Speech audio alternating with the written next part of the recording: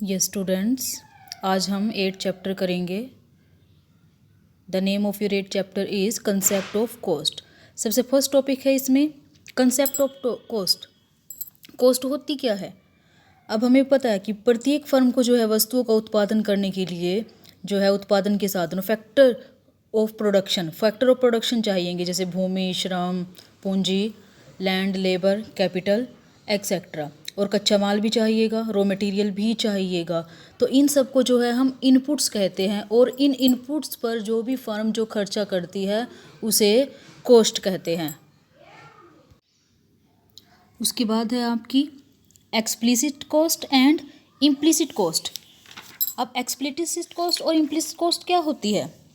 ठीक है जी, कि एक फर्म जो है अगर खर्चों का भुगतान, मान लीजिए अ प्रोड्यूसर में use his own land instead of taking on lease, कि अगर एक प्रोड्यूसर जो है लैंड अपनी ही यूज़ कर रहा है प्रोडक्शन करने के लिए दूसरी लेने की जगह, ठीक है जी, इन expenditure incurred by the producer on the purchase of input from the market is called explicit cost.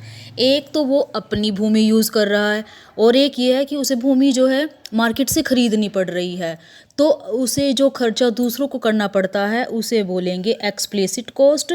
और अगर वो अपनी भूमि यूज़ कर रहा है, अपने फैक्टर ऑफ प्रोडक्शन यूज़ कर रहा है, तो उन्हें हम बोलेंगे इम्प्लिसिट कॉस्ट। उसके बाद है selling cost and production cost. Selling cost होती है कि जब भी हमारा प्रोडक्ट मार्केट में बिकने के लिए जाता है तो उस पर जो भी खर्चा किया जाता है एडवर्टाइजमेंट वगैरह पर, उसे हम बोलते हैं सेलिंग कॉस्ट। और प्रोडक्शन कॉस्ट, जब कोई भी प्रोडक्ट जो है प्रोडक्शन की प्रोसेस से होकर निकलता है तो उस पर जो खर्चा आता है उसे बोलेंगे प्रोडक्शन कॉस्ट।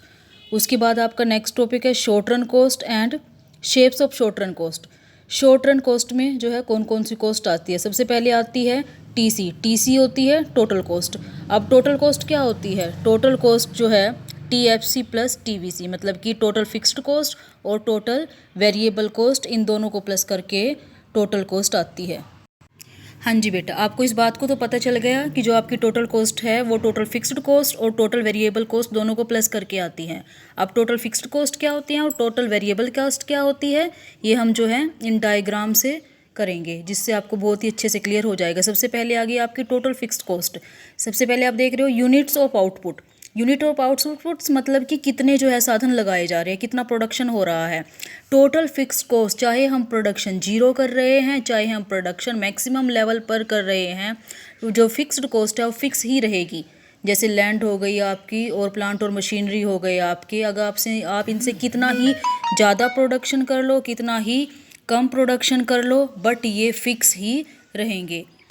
जैसे इसमें देखिए यूनिट्स ऑफ आउटपुट 0, 1, 2, 3, 4, 5, 6, ये फिक्स है, ये 10 ही रहेगी। उसी प्रकार से हमने इसको जो है डायग्राम में दिखा दिया। एक्स एक्सिस पर आउटपुट लिए हुए हैं और वाई एक्सिस पर टीसी। अब चाहे आउटपुट कितने ही लग रहे हैं, कितने ही आउटपुट्स मिल रहे हैं हमको, बट ये 10 ही रहेगी, इसलिए इसको स्ट्रेट जा रहे हैं। उसके बाद आ गई वेरिएबल कॉस्ट। वेरिएबल कॉस्ट में अगर हम ज़ीरो प्रोडक्शन कर रहे हैं तो वेरिएबल कॉस्ट भी ज़ीरो ही रहेगी। उसके बाद हम जैसे जैसे ही प्रोडक्शन इंक्रीज़ करते चले जाएंगे वैसे ही वेरिएबल कॉस्ट भी इंक्रीज़ होती चली जाएगी। ये देख लीजिए, जब वेरिएबल कॉस्ट ज़ीरो थी तो यहाँ पर जो है प्रोडक्शन ज़ीरो चल रहा था तो वेरिएबल कॉस्ट भी ज़ीरो ही आई। उसके बाद जैसे ही प्रोडक्शन हुआ 1 तो वेरिएबल कॉस्ट 10 हो गई। जैसे ही प्रोडक्शन 1 से इंक्रीज़ हो करके 2 हो गया तो उसके बाद कॉस्ट भी 10 से इंक्रीज़ होकर 18 हो गई। जैसे जैसे प्रोडक्शन बढ़ रहा है, आउटपुट बढ़ रहे हैं, वैसे वैसे कॉस्ट भी बढ़ रही है। इसको हमने जो है ऐसे इस डायग्राम पर लेकर दिखा दिया। उसके बाद जैसे ही आपको पता है, खुद बता दिया गया है कि जो आपकी टोटल कॉस्ट है वो फिक्स्ड कॉस्ट और वेरिएबल कॉस्ट को प्लस करके है। ये हमने टेबल में पहले इनको इकट्ठा दिखा दिया। पहले आउटपुट्स ले लिए, फिर फिक्स्ड कॉस्ट जो 10 ही है, उसके बाद वेरिएबल कॉस्ट, तो इन दोनों को प्लस करके आपकी आ रही है टोटल कॉस्ट। ठीक है जी। उसके बाद इनको हमने डायग्राम्स में दिखा दिया। डायग्राम में हमारे एक्स एक्सिस पर आउटपुट आ गए और वाई एक्सिस पर टीसी, टीवीसी और टीएफसी, मतलब कि total cost, total variable cost और टोटल फिक्स्ड कॉस्ट, इन तीनों को जो है हमने इकट्ठा ले लिया। टीएफसी जो है बिल्कुल स्ट्रेट जा रही है, उसके बाद टीसी और टीवीसी। सबसे पहले लेंगे टीवीसी और फिर उसके बाद टीसी, तो इनकी शेप्स जो है वो ऐसे जा रही है। उसके बाद हमारी आती है एवरेज कोस्ट। एवरेज कोस्ट क्या होती है?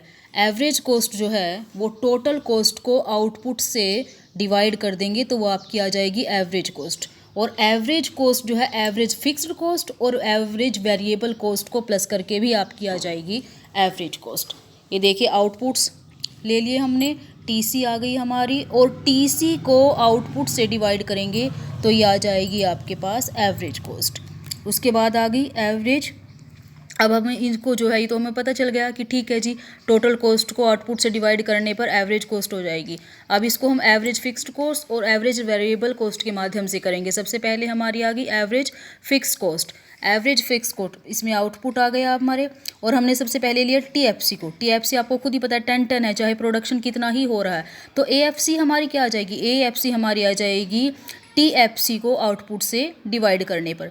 1 को 10 से डिवाइड किया तो 10 आ गया, 10 को 1 से डिवाइड करने पर टी आ गया। उसके बाद हमने जो 10 को 2 से डिवाइड किया 5 आ गया, फिर 10 को 3 से डिवाइड किया 3.3 आ गया, 10 को 4 से डिवाइड किया 2.5 आ गया। और इस तरह से जो है पहले हमने इसको टेबल में दिखा दिया और फिर इसको जो है हम कर्व में दिखा देंगे, तो इसकी जो है ये इस तरह से शेप बनेगी। इसके बाद आती है average variable coast. Average variable coast में जो भी सेम है बिल्कुल, उसमें हमने सिर्फ टीएफसी को लिया और इसमें टीवीसी को ले लेंगे। सबसे पहले हमने लिए आउटपुट्स, उसके बाद ले ली टीवीसी, और फिर एवीसी आ जाएगी टीवीसी को आउटपुट से डिवाइड करने पर। और ये हमारा टेबल बन गया, और उसके बाद जो है इसी टेबल की हेल्प से हम डायग्राम बना लेंगे। ये स्टूडेंट, इसके बाद आ जाती है हमारी मार्जिनल कोस्ट।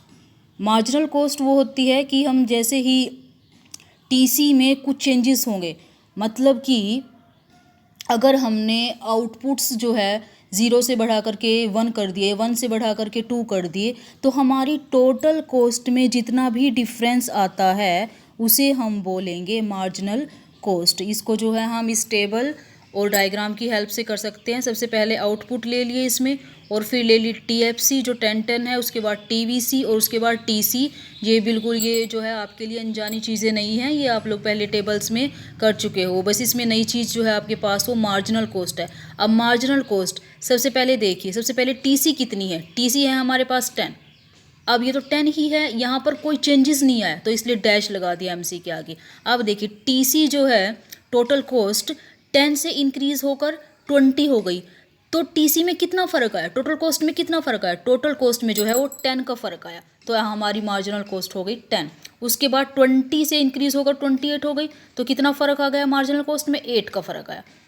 ठीक है जी। उसके बाद 28 से 34 हो गई, तो अब कितना फ़र्क आया? अब 6 का फ़र्क आया। 34 से 38 हो गई, तब 4 का फ़र्क आया।